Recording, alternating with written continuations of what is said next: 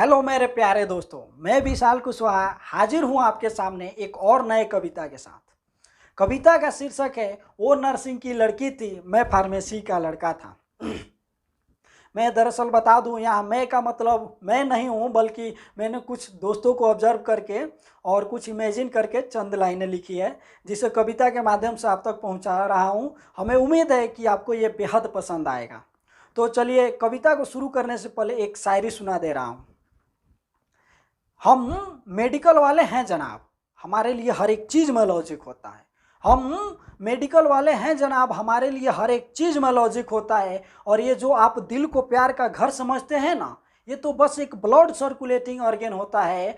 और यूँ तो आप किसी के प्रति इतना अट्रैक्ट और इमोशनल हो जाते हैं ना, ये सब कुछ नहीं है, बल्कि हाइपोथैलेमस से ऑक्सीटोसिन का सिक्रेशन होता है। धन्यवाद आप सभी को। चलिए कविता शुरू करते हैं। वो नर्सिंग की लड़की थी, मैं फार्मेसी का लड़का था।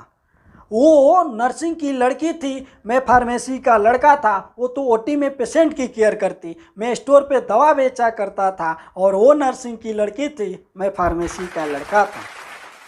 वो जिस कॉलेज में पढ़ती, मैं भी उसी कॉलेज में पढ़ता था। वो जिस कॉलेज में पढ़ती, मैं भी उसी कॉलेज में पढ़ता था। और वो अपने सहेलियों के साथ खुश रहती, तो मैं भी अपने दोस्तों के साथ एंजॉय करता था। और उसे गुरूर था अपने सुनहरे बालों का, मैं तो उसके चिकने गालों पे मरता था।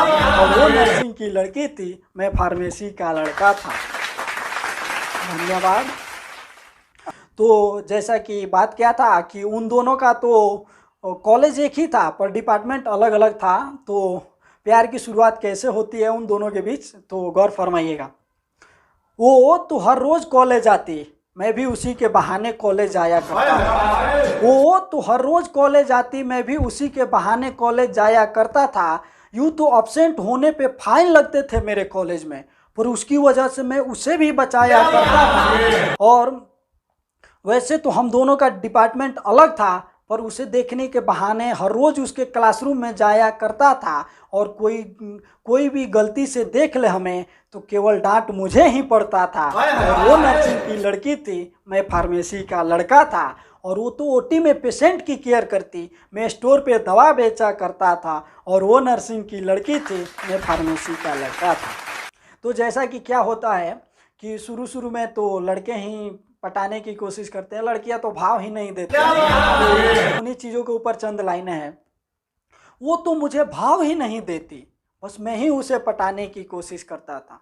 वो तो मुझे भाव ही नहीं देती, बस मैं ही उसे पटाने की कोशिश करता था। और वो तो मुझसे अनजान थी, पर उसका चेहरा कुछ जाना पहचाना सा लगता था।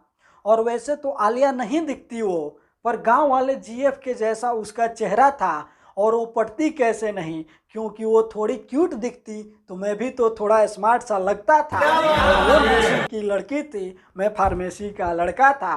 वो तो ओटी में पेशेंट की केयर करती, मैं स्टोर पे दवा बेचा करता था। और वो नर्सिंग की लड़की थी, मैं फार्मेसी का लड़का था। वो जिस ऑटो में बैठ के जाती, मैं भी उसी ऑटो के पीछे लटक के जाया करता था। वो जिस ऑटो में बैठ के जाती, मैं भी उसी ऑटो के पीछे लटक के जाया करता था।